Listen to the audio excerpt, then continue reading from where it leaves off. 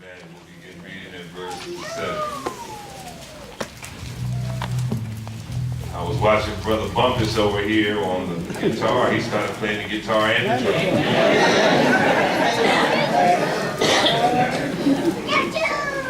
In the words of Randy Watson, that was good.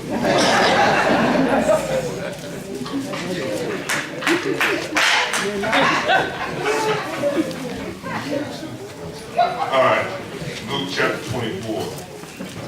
Beginning at verse 7, I'm reading from the New American Standard Version, saying that the Son of Man must be delivered into the hands of sinful men and be crucified, and the third day rise again. And they remembered his words, and returned from the tomb and reported all these things to the 11 and to all the rest.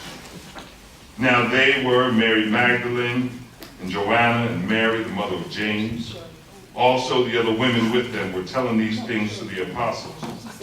But these words appeared to them as nonsense, and they would not believe. But Peter got up, ran to the tomb, stooping and looking in.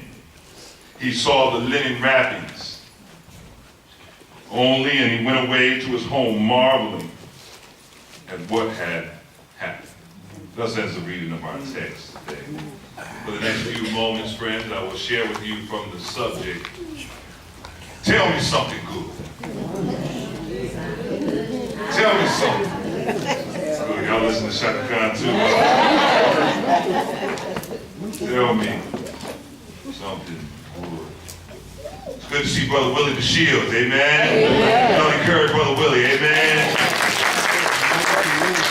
I told him yesterday at the men's fellowship, I said, there's been some folks checking for you, man, amen? They said, where's Brother Willie at, amen?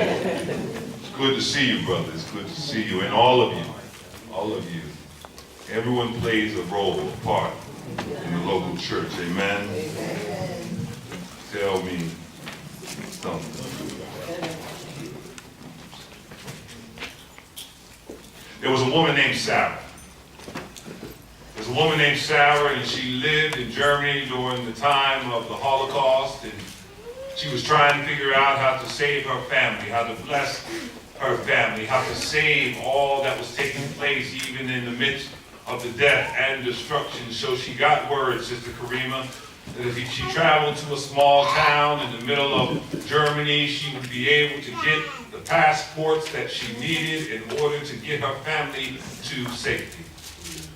Sarah didn't have much money, and she wasn't a rich woman, yet she boarded the bus and took the ride over an hour, and she found herself at the government building of Germany, where she was going to receive, hopefully, the passport she needed to get her family to safety.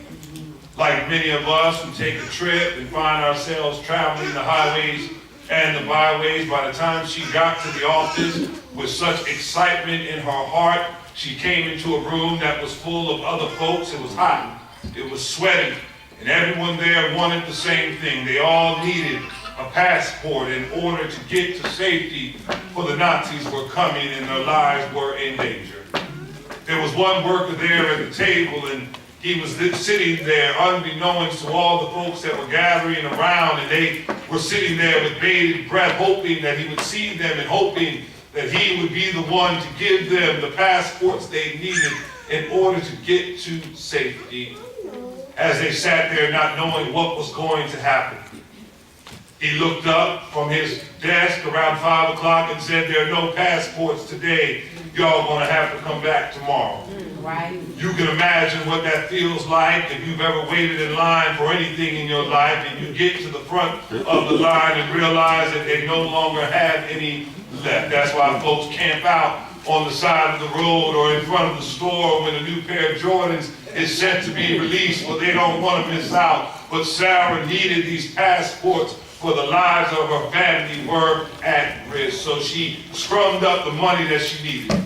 She wasn't a rich woman, but she said, I'll stay overnight in the town, and if I stay overnight in the town, I'll get here early the next morning, for I need these passports for my children and my husband. She went to the room. She waited at night. She couldn't sleep like many of us, tossing and turning back and forth and back, but she came early the next morning.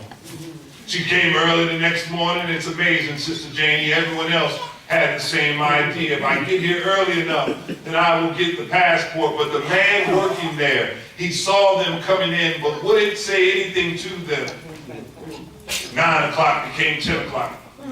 10 o'clock became 11 o'clock. 11 o'clock became 12. 12 became 1, Brother Gene. 1 became 2. 2 became 3. They were hungry. They were hot. They were tired. They were desperate. And right around 4 o'clock, he looked up and said, there will be no passports today. Yeah. Now you understand what happened right at that moment. You understand maybe what you would have said or what you would have done if I've been waiting here for 48 hours. You won't give me a passport today. As everyone began to be angry and began to leave and began to murmur and began to have threats of violence, here was this woman, Sarah, trying to figure out what she was going to do, for she did not know where she would turn if this didn't work out today. So in the midst of everyone being mad, everyone, the hustle and the bustle, she worked her way through the crowd. She approached the man who had disappointed them day after day. And she went to him and said, sir, I just want to say thank you.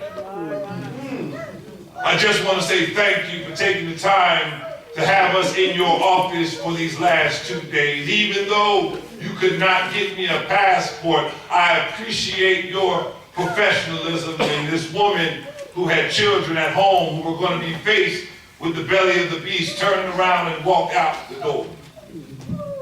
As she was walking down the steps trying to figure out how to keep her family alive, there was a click-clack in the hallway.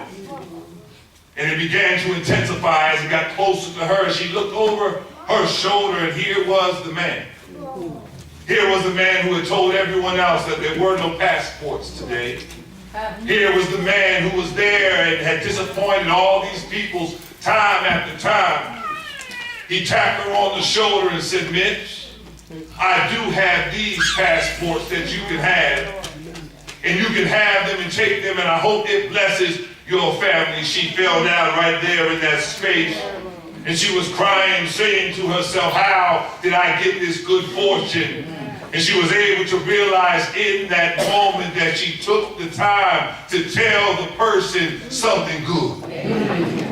For my brothers and my sisters, we have a decision to make time and time again. There are far too many of us that major and don't minor in telling all the nasty things in life. Oh, I know, I go from place to place, moment to moment, and everyone tells me all the things that I should be depressed about. They tell me that Trump is in cahoots with Russia and that the world is ending. They tell me that Facebook is taking all of my information and selling it for profit. They tell me that there's no young black men doing anything positive anymore, and all of our young girls are hot in the pants. That's why their pants are painted on their legs. I tell you, there are those who want to tell you everything to try to bring you down. They tell you that you'll never amount to anything, that your boss really does have it in for you, that you will never get healed and you will not have enough money. But I tell you, some of us have to get to the moment where we can just tell somebody something good. I wasn't going to say nothing about it, but you remember when Shaka Khan said, the only thing I want you to say is tell me that you love me. I don't want to know all the things that I'm not doing right and all the things that I've disappointed you in, but can you tell me something good this one time? I have to believe that in the midst of the crucifixion, I must believe that as those who watched Jesus be beat forth and back and forth, that they needed some good news after a while. I don't know about you, maybe you don't need any good news. But after a week of hearing who died, after a week of hearing all the things I haven't done, all the things I haven't been successful in, after hearing the phone calls that said, Pastor, you didn't do this, and Pastor, you didn't do that, and Pastor, why don't you do this, or honey, why don't you take out the trash? It was a week ago I asked you to take the box upstairs. After hearing, Daddy, you didn't pack the lunch I like. Daddy, you didn't put the snack I need. Sometimes I just need somebody to tell me something good.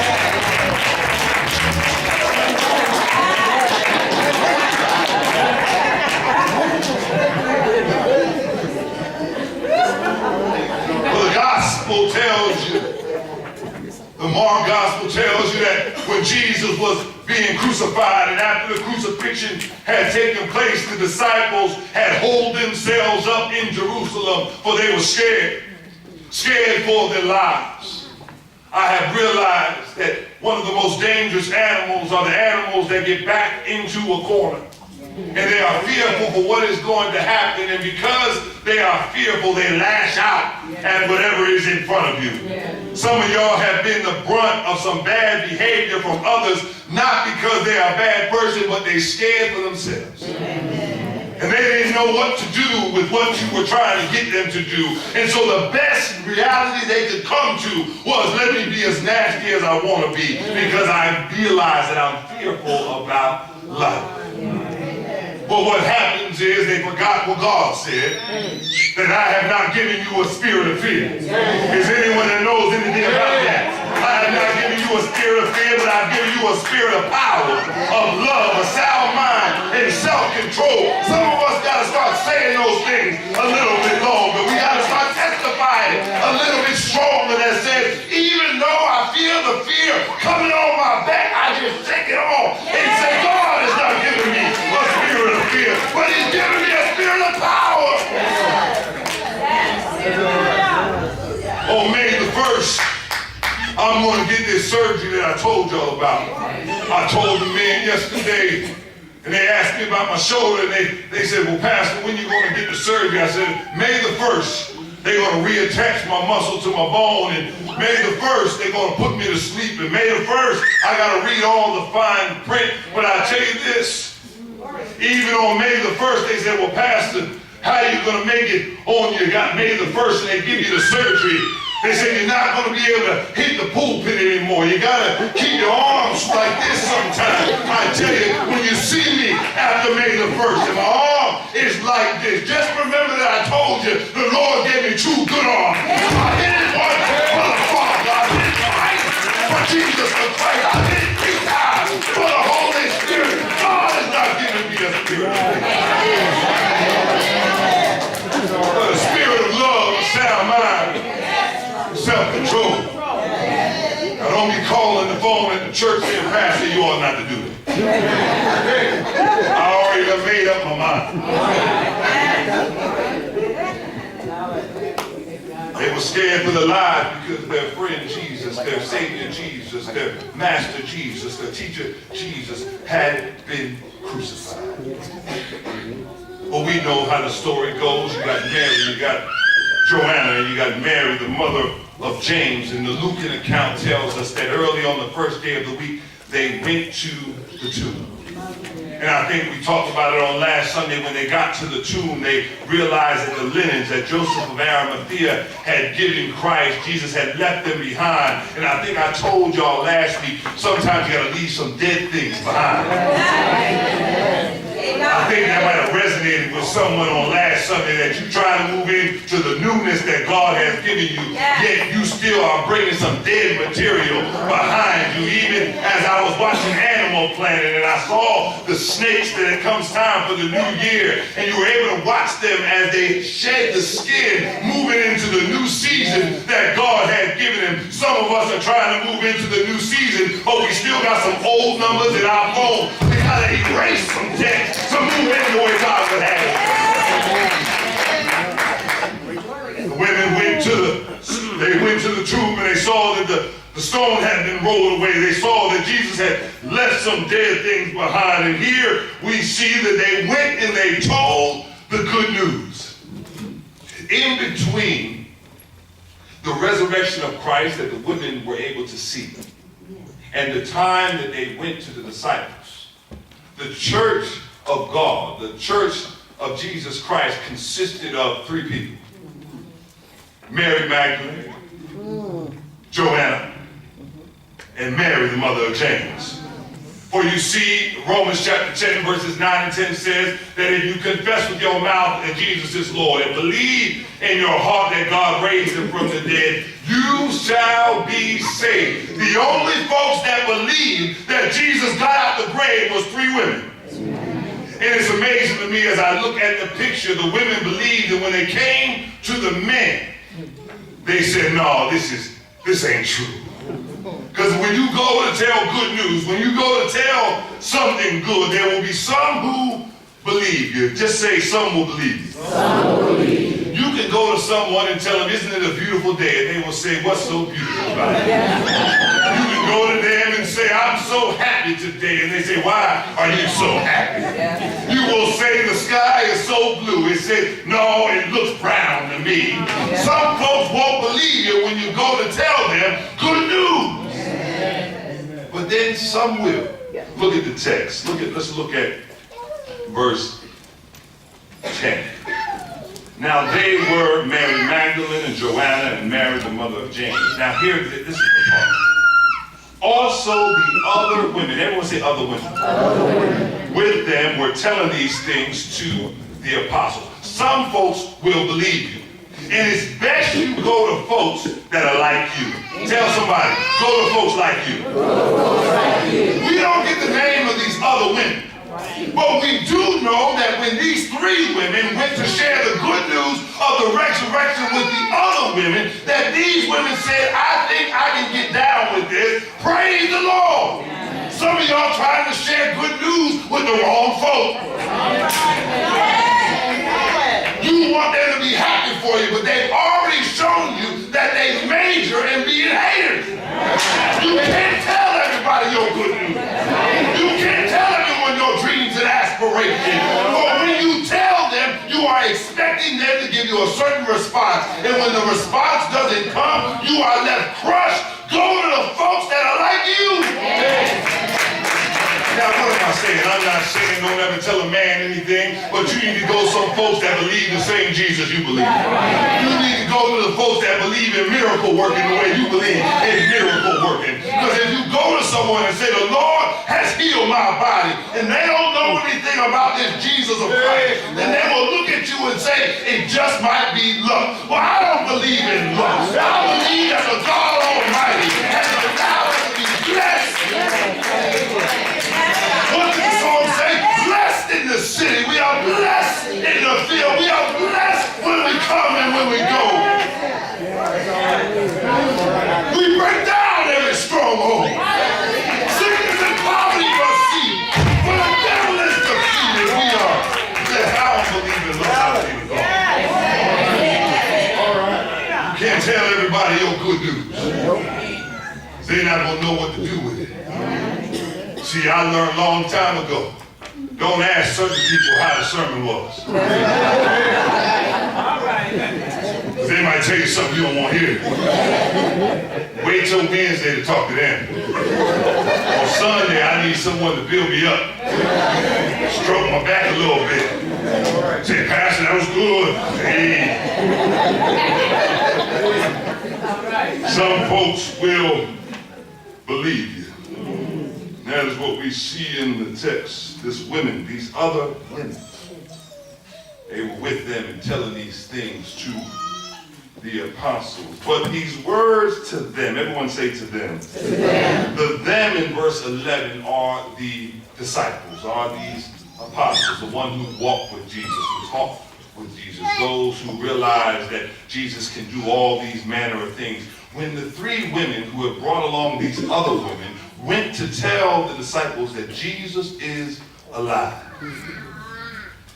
the text says they would not believe him.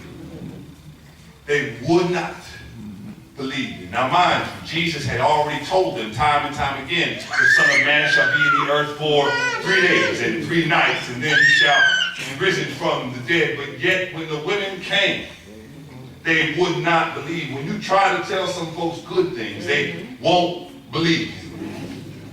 When you tell them that God has not abandoned them, they won't believe you. When you tell them that God will make a way for them, that they won't believe you. When you say God has someone special for them, they won't believe them. But we still have a mandate to do what? To tell them something good. For it's very easy to take what folks give you and then give them back exactly what they gave you. Oh, let me see if you listen. It's very easy to give folks back what they gave to you. So if you give me an attitude, I got one coming back to you. I saw this thing the other day by Cardi B. Some of y'all know Cardi B. Y'all know Cardi B? Cardi B had this, what's it called? Meme? Meme? What's it called? Meme. She had the meme like this, right? And it said, "This is what I do when the girl gets petty, not knowing that I am the queen of pettiness." Amen? It's just understanding to say it's easy to give back to people what they give to you. They're negative with you, so you are negative with them. But it's a vicious cycle that takes place. A vicious cycle that says, will anyone be the adult in the room? How many times do we have to hear, well, they hurt my feelings, so I'm going to hurt theirs? Who will be the adult in the room? Who will be the one to deny themselves, to take up their cross and follow me? Oh, you remember what Jesus said, don't you? Yes. First things first, deny yourself. Now, what does that mean? That means that those words that are on the tip of my tongue that are coming right back at you hot, I'm going to deny that right now. And you know what else I'm going to do? I'm going to pick up my cross. Now, you understand, when you carry a cross, it is not an easy venture, but the cross will lay on you. Don't you remember Jesus needed help from a black man, that Simon was going to help him carry the cross? Some of us need some help picking up that cross that Jesus is inviting us to, and then to follow Jesus. How many times do you think Jesus, the man, wanted to say something slick to the disciples? Ask yourself the question. Now, he's fully man and fully God, is he not? That helps me, because if I think Jesus is fully man, then I'm like, I'm not that bad, amen? How many times did Jesus want to tell Judas, quit stealing all the time? Yet he denied himself. He picked up his cross and he followed. How many times did he want to say, why do y'all keep doubting me? He denied himself, picked up his cross, and went where the Lord would have him to be. That is the mandate that we have. When we tell somebody something good, the disciples said this is nonsense, but the women continued to tell the good news. For if you keep on telling the good news, you never know whose life you're going to bless. Now, look at someone and just say, you don't know who you're going to bless. Find one more person and say, you don't know who you're going to bless. But when they began to share this good news, tell me something good. The other women believed, and then the disciples did not believe. But look at what happens in the text. Verse 12. But Peter got up and ran to the tomb. Stooping and looking in, he saw the linen wrappings only, and he went away to his home, marveling at what had happened. You don't know who you're going to bless, who you are to inspire to action for. Peter went to the tomb, he ran to the tomb to see what the women had been talking about. Now the other one stayed behind, saying y'all crazy for saying these things. But Peter decided to run on to see what the end is going to be. Just because some women and some other women told the good news of the resurrection. Well, beloved, I don't know about you, but I'm so glad that even in this year, 2018, there are still some good things happening from God. Where you see it says, but those who hope in the Lord will renew their strength. They shall soar with wings like eagles. They will run and not grow weary. They will walk and not faint. Tell me something good. Tell me that God is still able to uplift you and unify you, to execute and to inspire. Tell me something good. Tell me that the name of the Lord is a strong tower, that righteous run to it and are safe. Tell me something good. Tell me to be strong in the Lord and in the power of his might. Tell me something good, that God will still love you, that God will still bless you, that God will still heal you, that God will still save you. Tell me something good, that God is a way maker, that God is a heart fixer, that God is a God regulator. Tell me something good. Tell me that God still loves me. Tell me that God still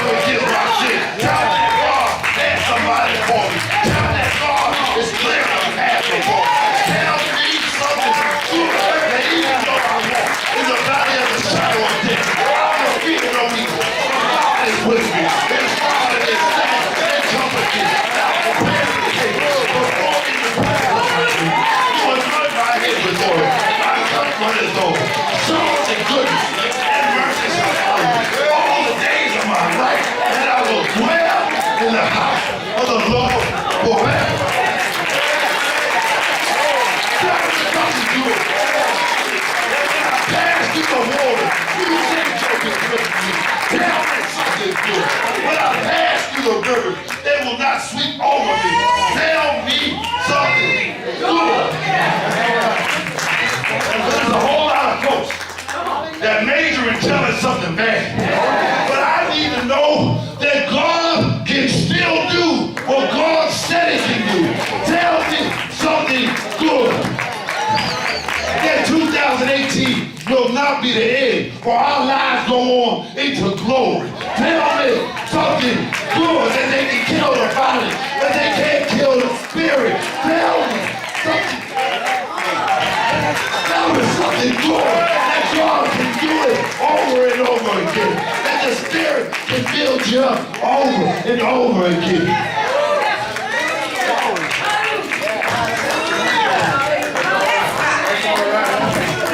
Tell me something good. Stir up the gift that's on the inside of me. Tell me something good. That we've been endure for the night with joy comes in the morning.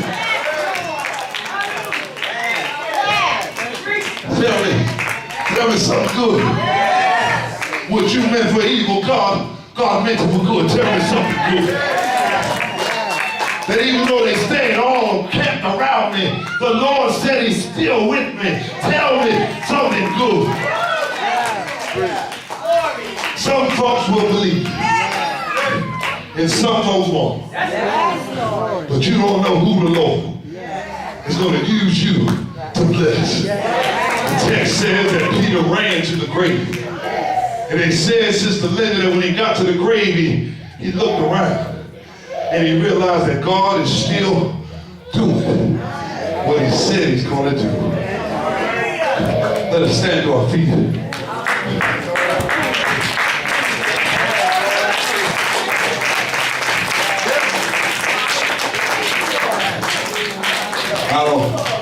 I don't know about you, but I know about me. And some of y'all need to know that this is not the end for you. I'm going to tell you something good. That the Lord has called you before you were formed in your mother's womb to use you for the uplifting of the gospel. I'll tell you something good. That the man who tried to take everything from you, he couldn't take what he couldn't touch. He couldn't touch that inside piece of you. I want to tell you something good. The woman who thinks she's better than you. I tell you this, I tell you she won't be the end, for the Lord knows exactly what you need, when you need it, and how you need it to be. I want to tell you something good. I guess the best thing I can say today